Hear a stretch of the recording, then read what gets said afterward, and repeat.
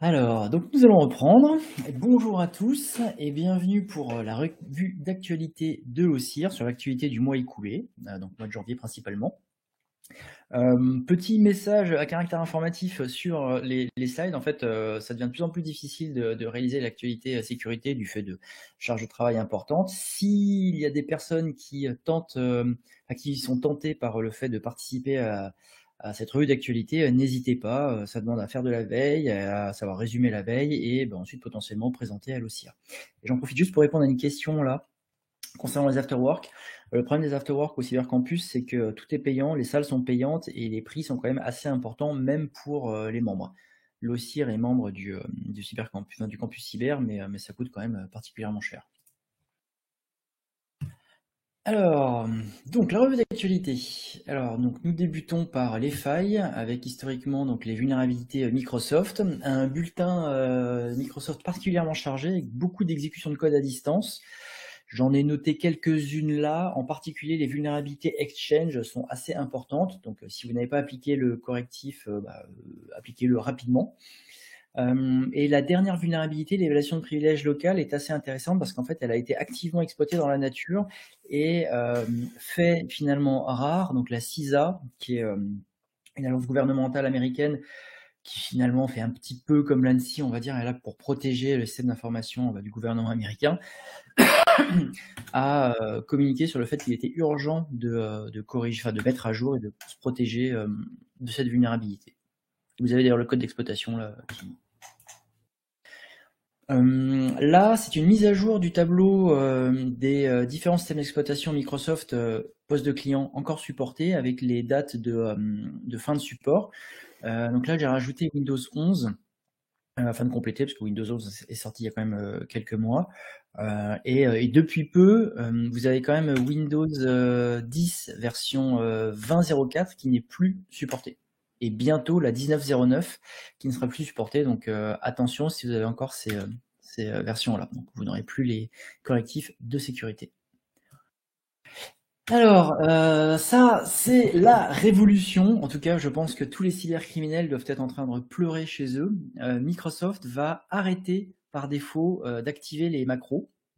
Alors, uniquement quand un document viendra d'Internet. C'est-à-dire qu'en fait, quand vous téléchargez, enfin, quand un document est considéré comme venant d'Internet, c'est-à-dire enregistré localement depuis un navigateur ou depuis, par exemple, un client mail, il y a un alternate data stream qui est créé. C'est-à-dire qu'en fait, vous avez deux flux de données dans le fichier. Le premier flux de données qui contient vraiment les données du fichier et un deuxième flux, c'est spécifique à NTFS, un deuxième flux qui contient des métadonnées et en particulier une information qui s'appelle le Zone Identifier qui indique si le fichier, de quelle zone vient le fichier, donc de quel niveau de confiance on peut avoir vis-à-vis du fichier. Et donc si le fichier vient d'Internet, il ne sera plus possible d'activer les macros. Donc c'est plutôt une bonne chose. Après, ça risque potentiellement de casser certaines entreprises et certains qui utilisent beaucoup les macros, par exemple Excel. Par contre, ça ne sera activé que pour Access, Excel, PowerPoint, Visio, Word, mais par exemple pas pour Publisher. J'ai pas vu de mention de Publisher sur le site de Microsoft, alors que Publisher est installé par défaut avec tous les autres outils Windows, enfin Microsoft, pardon. Donc je suis assez surpris qu'il n'y ait pas Publisher. Et d'ailleurs, je me pose aussi la question, il faudra tester, est-ce que lorsque c'est le fichier donc doc ou autre est dans un zip, est-ce que si on ouvre le fichier doc dans le zip, est-ce que c'est considéré comme venant d'Internet ou pas, ça c'est à tester. Et pour tout, alors ça concerne uniquement les dernières versions de ces outils-là fournis avec Office 365. Toutes les autres versions d'Office, qui sont listées là, bénéficieront de la même mise à jour, donc du même changement, mais un jour. Alors, un jour, je ne sais pas ce que c'est, mais un jour, cette désactivation sera portée sur ces versions-là. Ce qui est intéressant, c'est que vous avez le schéma en dessous des choix de tous les logiciels Office pour activer ou pas les macros, et c'est plutôt intéressant de voir le cheminement, en fait, donc les différents contrôles, sachant que parfois, il peut y avoir des problèmes de sécurité sur la partie, alors je sais plus, c'est marqué, ouais, c'est le 2, le Trusted Location, où en fait, nous on l'avait utilisé dans une Red Team, parfois on peut contourner ce contrôle-là et faire croire que des fichiers viennent d'une zone de confiance, alors qu'en fait, pas du tout. Ensuite, vulnérabilité, on va dire système ou application. Alors, curl sous Windows est vulnérable à une exécution de code. Alors, déjà, j'ai découvert que curl existait sous Windows. Moi, j'avais toujours le vieux curl compilé Linux sous Windows. Et ce qui est intéressant, c'est que donc, potentiellement, en requêtant un site web malveillant, vous pouvez avoir une exécution de code. Et fait amusant, le binaire curl n'est pas signé par Microsoft. Enfin, il n'est pas signé tout court. C'est-à-dire que vous avez un exécutable qui est positionné quand même dans des répertoires entre guillemets sensibles, donc le répertoire système 32 de Windows, et il n'est pas signé, ce qui est assez surprenant. Donc potentiellement, il pourrait y avoir, on pourrait remplacer ce fichier par un autre malveillant et avoir un binaire positionné dans un répertoire sécurisé. Voilà. Ensuite, deux vulnérabilités Linux. La première, c'est PwnKit, qui a fait pas mal de bruit. En fait, c'est une vulnérabilité d'un service qui permet de gérer les privilèges sous Linux, qui s'appelle PolicyKit. Je crois qu'il a un petit nom, c'est PoKit ou un truc comme ça. Et en fait, il est vulnérable à une élévation de privilèges locale, et vous avez d'ailleurs l'exploit qui est fourni ici. Alors, un commentaire. SharePoint considéré comme ne venant pas d'Internet. Outlook aussi, oui. Oui, alors si SharePoint c'est pas considéré comme volant Internet, ça peut être effectivement gênant. Donc les vieux comme moi reconnaîtront la publicité sur la droite. Donc Log4j, c'est pas fini, enfin plus ou moins. Donc il y a trois vulnérabilités, trois CVE qui ont été publiés sur Log4j en version 1.x récemment. Les deux premières, en fait, les cas d'exploitation sont tellement peu probables qu'entre guillemets on peut les ignorer. C'est-à-dire qu'en fait, l'attaquant doit être capable de modifier le fichier de configuration de Log4j pour pouvoir aboutir à une exécution de code. Autant dire que ce cas est quand même très très peu probable. Et la troisième, c'est une vulnérabilité sur en fait Chainsaw, qui est un outil qui utilise Log4j. Mais bon voilà, donc Log4j, on en entend encore parler, ça n'est pas fini. Ensuite, autre vulnérabilité sur des on va dire applications, l'XDR Cortex de Palo Alto est vulnérable à pas mal de vulnérabilités, en particulier 2 élévations de privilèges locales, ce qui peut être gênant, et pas mal d'autres vulnérabilités. Alors, il y a un peu de tout, il y a de l'effacement de fichiers, la lecture arbitraire, etc. Mais bon, c'est dommage parce que ce type d'outil est quand même déployé avec des privilèges élevés, donc ça peut être assez critique. En tout cas, utilisé comme levier pour prendre le contrôle total de la ressource qui l'exécute, donc potentiellement un poste. Ça, c'est rigolo. La deuxième, Glibc. Ça fait bien longtemps qu'on n'avait pas vu de vulnérabilité sur cette librairie. Et donc là, 2 vulnérabilités d'affilée. Une première qui est une fuite d'informations et une autre en fait qui permet de rediriger des flux vers des répertoires ou des fichiers auxquels on ne devrait pas avoir accès normalement. C'est une vulnérabilité qui a plus de 27 ans. Donc c'est assez rigolo de voir ça aujourd'hui. Mais voilà, c'est pas non plus une exécution de code. Ensuite, WordPress, ça fait pas mal de bruit. Parce qu'en fait, en général, les plugins WordPress qui ont des vulnérabilités d'exécution de code sont souvent pas des plugins beaucoup déployés. Par contre, là, celui-là est un des plugins qui est le plus déployé chez WordPress et donc il est vulnérable à une exécution de code à distance. Tout simplement parce qu'en fait, il est possible de poster des informations et en fait, dans un des paramètres qui est posté, on peut positionner le chemin vers un fichier qui sera inclus par le code PHP et donc on arrive à une exécution de code au sens code PHP. Le correctif a été fait en 2 temps parce que le premier correctif était incomplet et pouvait être contourné, donc il y a eu un deuxième correctif qui là par contre est complet. Alors ça aussi c'est drôle, Rust, une vulnérabilité dans Rust, ça c'est pour faire plaisir à Nico. Alors c'est pas non plus une vulnérabilité gravissime, mais qui permet d'effacer des fichiers et des répertoires auxquels un utilisateur ne devrait pas avoir accès normalement. Alors j'ai pas encore bien compris le cas d'usage, mais bon, ça reste une CVE sur Rust, c'est toujours rigolo à citer. La troisième vulnérabilité, donc sur Zo Manage Engine, donc là elle est assez triviale. En gros, il est possible à distance, sans authentification, de changer le mot de passe administrateur. Vous avez d'ailleurs l'exploit. C'est juste une requête ultra simple et c'est typiquement le genre de vulnérabilité qu'on trouvait dans les années 90.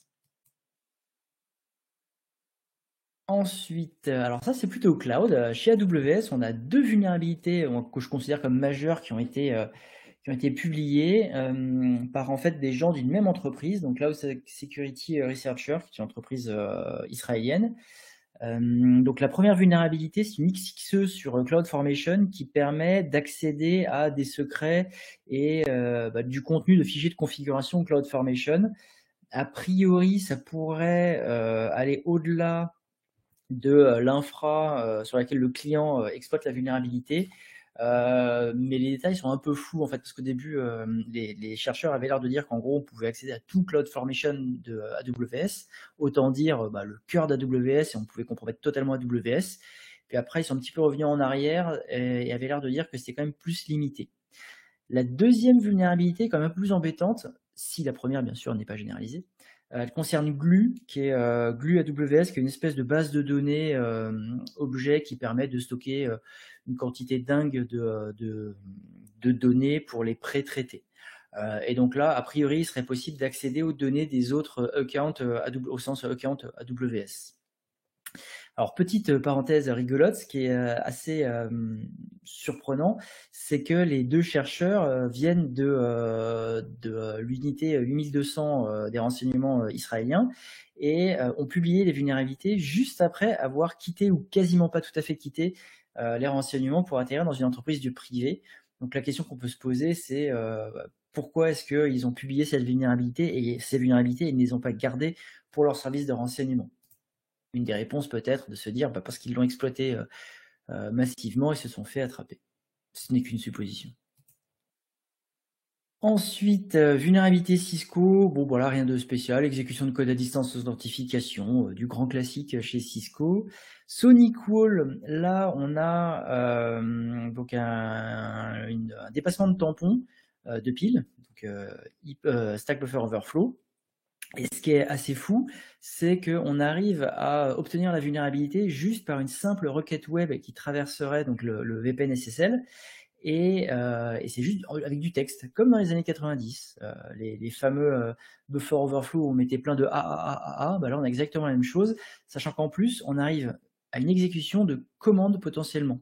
Donc là vous avez un exemple avec la commande touch. Donc là c'est donc hyper stable et ça permet d'exécuter potentiellement une commande sur les VPN SSL. Ensuite, ah oui, Apple, donc quelques correctifs de vulnérabilité, en particulier sur le navigateur Safari. Donc une vulnérabilité qui permet de récupérer le contenu de la base IndexedDB de Safari, qui contient en fait tout l'historique de navigation et pas mal d'éléments comme ça. Théoriquement, elle ne devrait pas être accessible parce qu'elle est protégée par le Same Origin Policy, qui fait que normalement, depuis une page web, on ne devrait pas pouvoir accéder au contenu de cette base en dehors du site courant.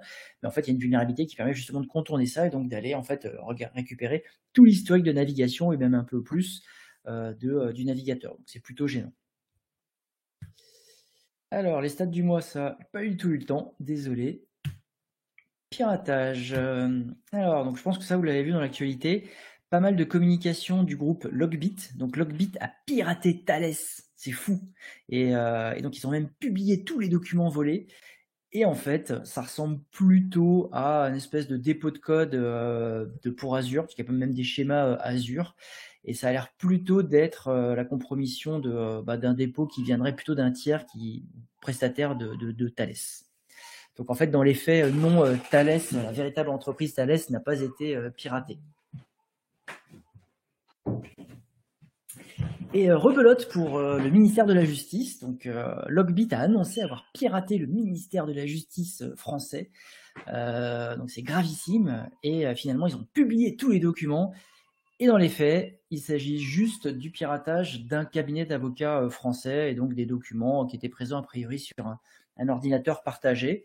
Et donc pas du tout du ministère de la Justice. Donc ça fait plusieurs fois que ce groupe fait des annonces importantes de ce type-là, et en fait ça s'essouffle vite puisque finalement le contenu n'est pas du tout ce qui est annoncé. Ça entache beaucoup la crédibilité de ce groupe et de leurs annonces. Donc le premier, je vais pas m'arrêter dessus, c'est qu'a priori une étude a annoncé que la Corée du Nord a réussi à voler au total en 2021 presque 400 millions de dollars en crypto-monnaie. Et on sait très bien qu'en fait la Corée du Nord utilise beaucoup la cybercriminalité pour s'autofinancer. Et j'avais mis une petite blague, c'est la question, c'est que parfois on annonce le PIB de la Corée du Nord et la question c'est est-ce que ce type d'entrée de fonds est pris en compte dans le calcul du PIB de ce pays. Le deuxième sujet est plus embêtant et plus intéressant à la fois. C'est une entreprise, enfin un éditeur qui a détecté que plusieurs de ses clients avaient été attaqués en utilisant une vulnérabilité, une 0-day donc inconnue sur Zimbra. Et en gros, ils avaient commencé par faire une première phase de prise d'empreinte par du phishing, et ensuite ont envoyé du phishing exploitant la vulnérabilité Zimbra qui permettait d'injecter du JavaScript pour ensuite voler tout le contenu des boîtes mail web Zimbra. L'attaque date de la fin de l'année, donc c'est de mi-décembre à fin décembre, et le correctif est sorti, je crois, début ou mi-janvier, ce qui fait que ça a laissé quand même pas mal de temps. Début février, pardon, ce qui fait que ça a laissé pas mal de temps aux attaquants pour quand même voler les données des cibles. Et le problème de la 0-day, c'est que quand il n'y a pas de correctif, et en plus qu'on n'est pas au courant, c'est très compliqué. Alors ça, c'est une attaque d'un autre niveau encore, donc qui a été documentée par plusieurs articles, dont celui-là de CrowdStrike. Une campagne d'attaque ciblant plutôt les États-Unis, attribuée a priori aux renseignements russes, et qui ciblerait encore donc la chaîne d'approvisionnement, donc la supply chain, donc plutôt les third parties, avec pour objectif de rebondir ensuite sur les clients de ces entreprises. Ce qui est intéressant, c'est que ce serait lié à SolarWinds, et surtout, l'attaque aurait eu lieu depuis 3 ans et serait passée sous les radars. Il y avait plusieurs méthodes, en particulier une des premières méthodes, c'était de pirater des actifs exposés à Internet pour ensuite rebondir sur l'interne, de là faire du credential hopping, c'est-à-dire utiliser plusieurs identités pour essayer de passer sous les radars, et ensuite atterrir au final sur le tenant Azure des clients, avec des techniques comme le vol de cookies pour essayer de contourner justement tout ce qui était MFA. Donc l'intérêt, c'est quand on récupère les cookies des utilisateurs qui sont authentifiés fortement, c'est qu'on peut accéder à leurs ressources. Allez, je vous laisse 2 petites secondes, j'ai mon chat qui gratte la porte.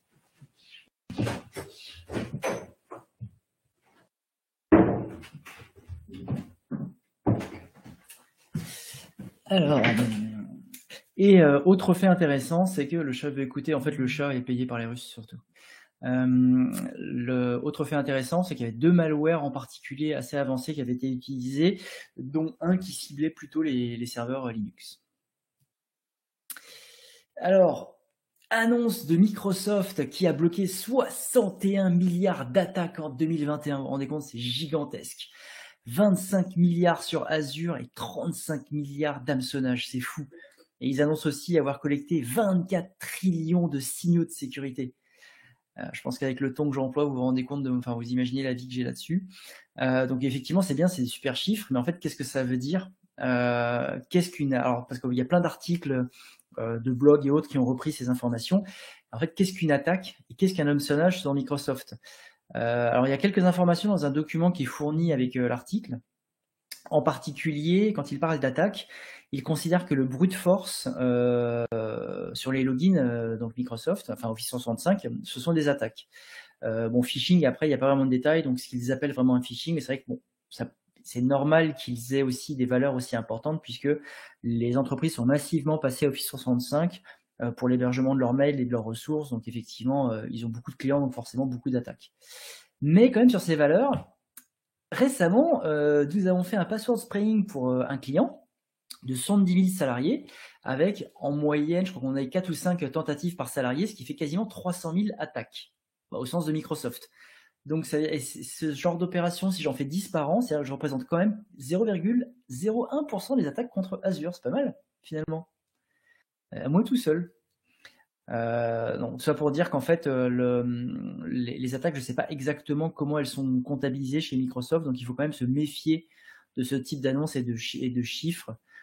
Ça reste quand même beaucoup du marketing. Par contre, ce que je prédis, c'est que beaucoup de gens vont réutiliser ces chiffres pour essayer de faire peur, et je vois dans le chat, on dit un paquet ICMP lors d'un scan égale une attaque. C'est ça, effectivement. Un ping égale une attaque. Donc 2 pings, 2 attaques.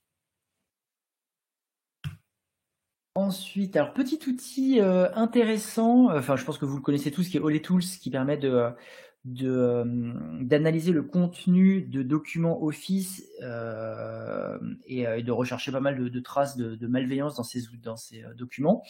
Il a été complété d'une détection des custom UI, qui est un système qui a été ajouté récemment par les cybercriminels qui permet d'aboutir à une exécution de macro en passant par cette technique-là. Donc c'est plutôt intéressant, ça permet d'étayer, d'améliorer vos outils de détection. Côté Red Team, alors ça c'est un outil que j'ai vu passer, que je n'ai pas réussi à utiliser, mais en gros qui permet par une technique assez simple, en utilisant des pipes nommés, de réussir à exécuter un processus en tant que système, depuis un compte admin bien sûr, mais sans passer par les méthodes classiques. Alors c'est juste en fait un client RPC custom qui a été développé par l'auteur. Par contre, j'ai essayé sur pas mal de postes et j'ai jamais réussi à le faire marcher. Bon, si vous y arrivez, très bien pour vous. C'est juste, le code source est fourni, vous le compilez avec Visual Studio par exemple, vous exécutez et en tant qu'admin et c'est censé marcher. Moi en tout cas, j'ai jamais réussi à le faire marcher, mais l'auteur y arrive a priori. Donc bon, si vous y arrivez, bah, à la limite dites-le moi parce que moi j'ai pas compris pourquoi ça marche pas. Autre outil intéressant qui peut servir aux défenseurs comme aux attaquants, c'est GoodHound. En fait, donc je pense que vous connaissez pour la plupart GoodHound, qui est un outil qui permet d'analyser des collectes faites avec un autre outil qui s'appelle SharpHound, où en gros, vous allez collecter plein d'informations sur un domaine Active Directory, des droits, les gens connectés sur quel poste, des délégations, etc. Et l'outil GoodHound permet en fait de trouver des chemins de compromission en faisant des requêtes. En fait, ça utilise une base de données graph qui est Node4j, et ça permet en fait de trouver des chemins de compromission avec des requêtes assez simples. Ce qui était avant cet outil-là, c'était très compliqué. Ça a été inspiré de l'outil de l'ANSI AD Control Pass.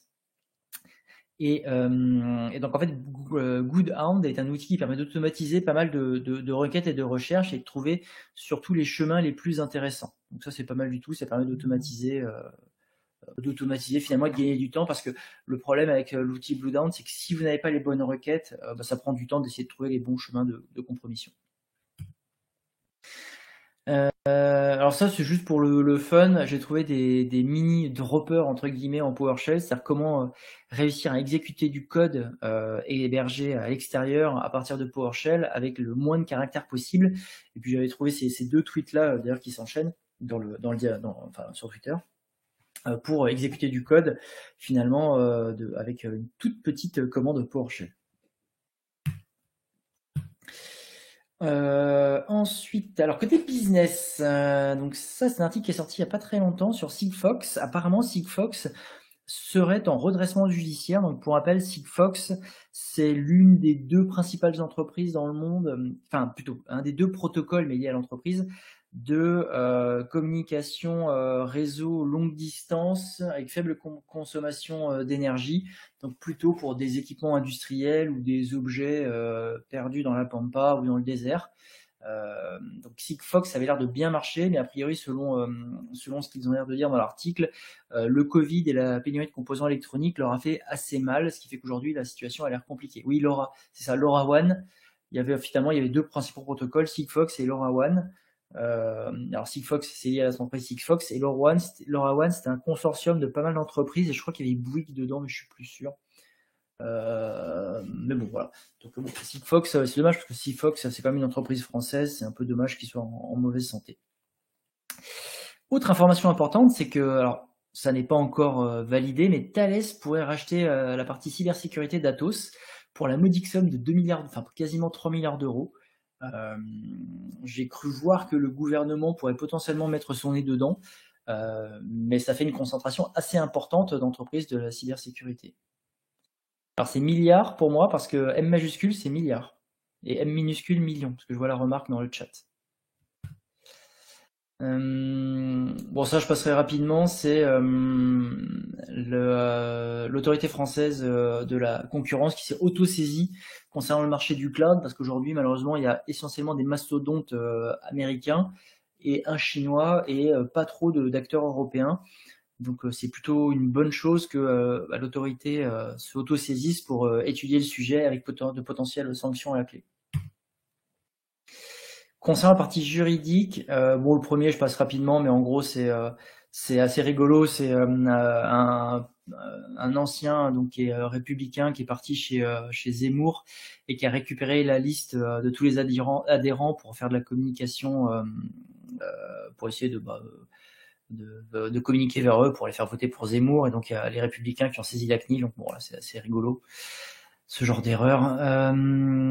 Par contre le sujet suivant est plus impactant. L'assureur Generali a annoncé publiquement qu'il ne rembourserait pas les rançons demandées par les cybercriminels. Alors en général, c'est vrai que les assurances, elles remboursent pas trop les rançons, elles remboursent surtout les casses et la réparation suite à une compromission. Mais c'est quand même une annonce qui peut être embêtante pour les entreprises. Surtout, il y a eu pas mal de discussions sur le sujet ces dernières semaines. Et donc la Marae, qui est l'association des risques, j'ai plus le détail du sigle, mais gestion de risque, annonce que l'assurance cyber pourrait disparaître parce qu'en fait le fonctionnement des assurances c'est tout le monde paye et peu de personnes ont des incidents ou sont malades pour une assurance maladie, choses comme ça, ce qui permet que tout le monde, enfin, la majorité paye pour la minorité de ceux qui ont des problèmes. Sauf que dans le cas de la cybercriminalité, des incidents cyber, c'est qu'il y a quasiment toutes les entreprises en ont, ce qui fait qu'au final le modèle économique est pas tout à fait viable. Donc je sais pas ce que ça donnera. Peut-être que les assurances cyber disparaîtront à terme, ou en tout cas le temps que la situation ne s'améliore pas. Et c'est vrai que j'imagine bien que les assureurs n'ont pas envie de payer pour 100% de leurs clients. Alors ça c'est quelques slides. Il y avait tellement d'informations sur NSO Group que j'ai fait des slides dédiés.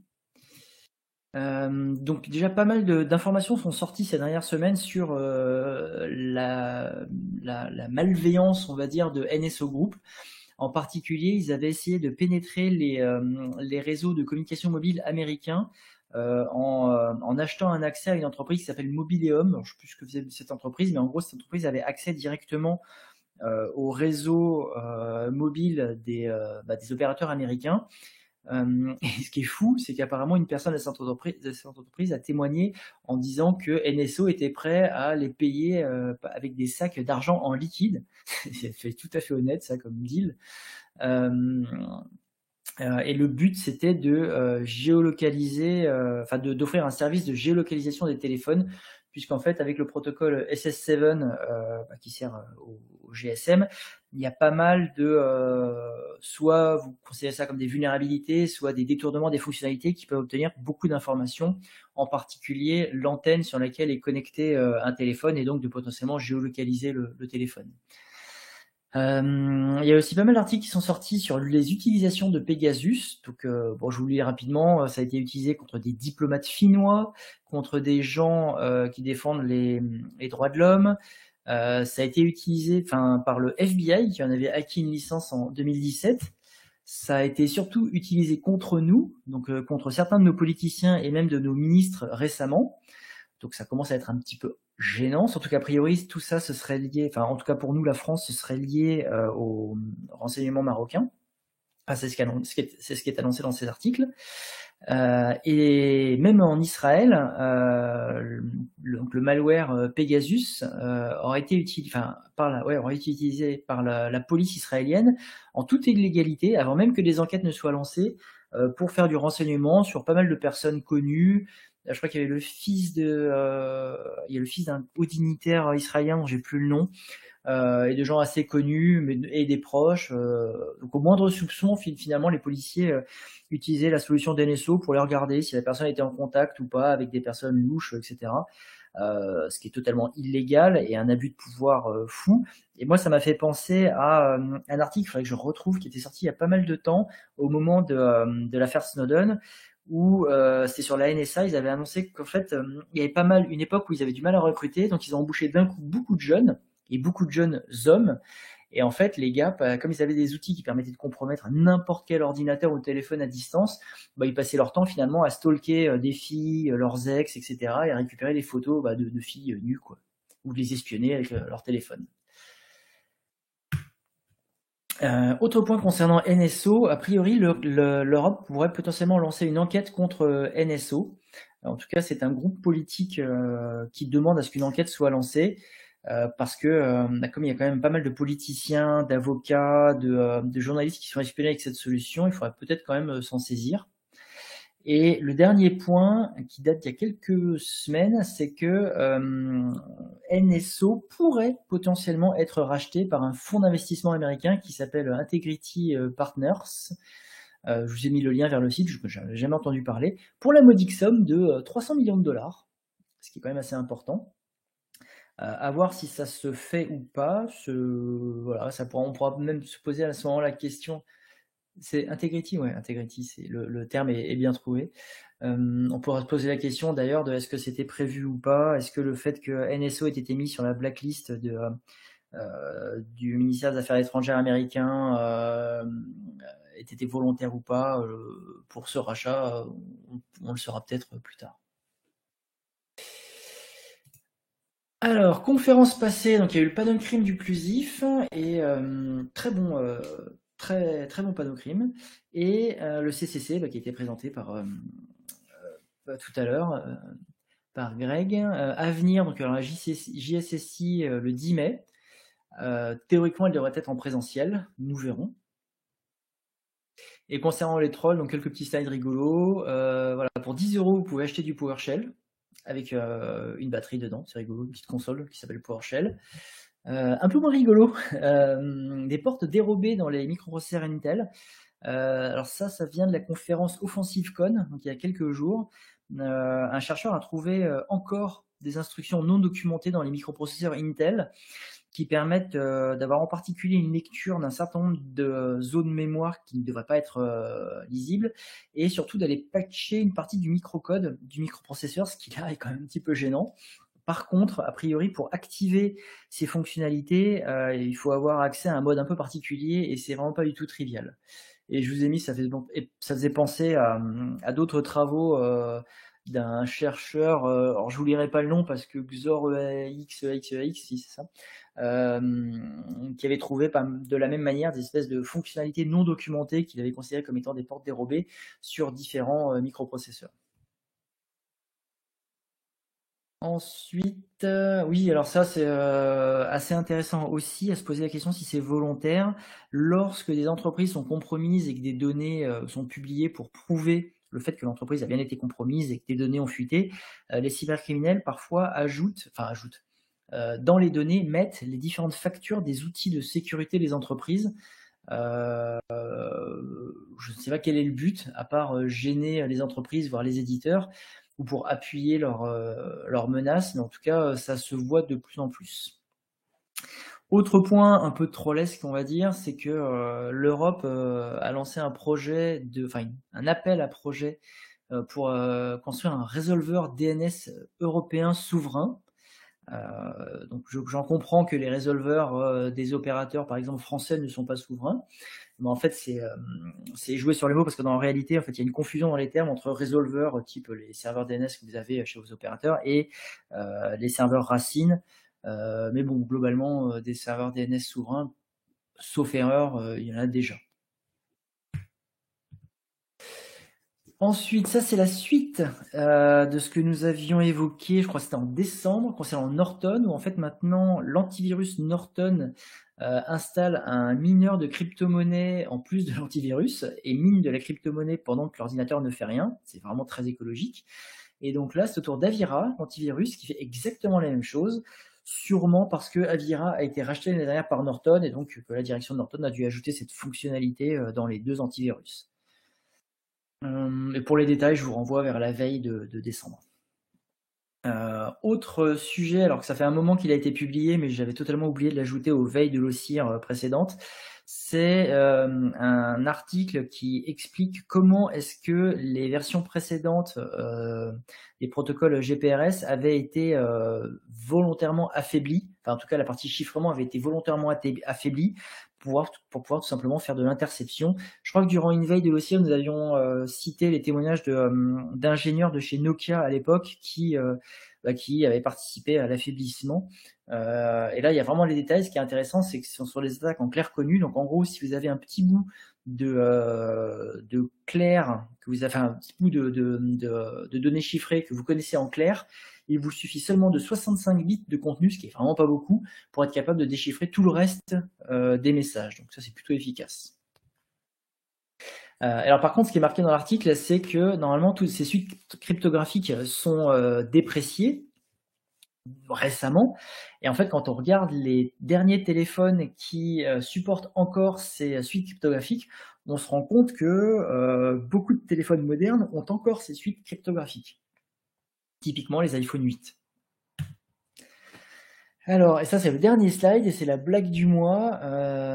Meta, donc Facebook qui a été renommé, qui donc est la maison mère de Facebook et Instagram, a menacé l'Europe parce qu'en fait, ils se plaignent du fait d'avoir des difficultés à sortir les données personnelles des Européens d'Europe pour pouvoir aller faire des traitements et du stockage en dehors de l'Europe, et qu'en gros GDPR les embête beaucoup. Et donc ils menacent d'arrêter Facebook et Instagram en Europe. Donc je pense que tout le monde leur dit chiche, n'hésitez pas à arrêter vos services. Ah, et j'ai oublié, il y en a un dernier rigolo. Ça, c'est comment pourrir des années de sensibilisation. Donc a priori, alors j'ai regardé, c'est pas une fake news a priori, hein. C'est une personne qui a trouvé un mail d'une loterie dans ses spams, et en fait c'était un vrai mail d'une vraie loterie, et elle a gagné plein d'argent, donc là 3 millions de dollars, du fait d'une loterie envoyée par mail. Donc maintenant, après ça, allez expliquer à vos utilisateurs de ne pas récupérer les mails dans les spams, et encore moins les mails de fausses loteries. Voilà. Donc ça, c'est un petit peu dur pour nous. Alors, prochaine réunion le 8 mars. Donc effectivement, cette année, la JSSI n'aura pas lieu en mars, mais en mai. La prochaine réunion de l'OCIR aura lieu toujours en visio, et donc after work, nous allons essayer d'en planifier un d'ici l'été. On va voir, nous vous tiendrons au courant. Voilà, donc si vous avez des questions ou des idées ou envie de participer à la revue d'actualité de l'OCIR, n'hésitez pas.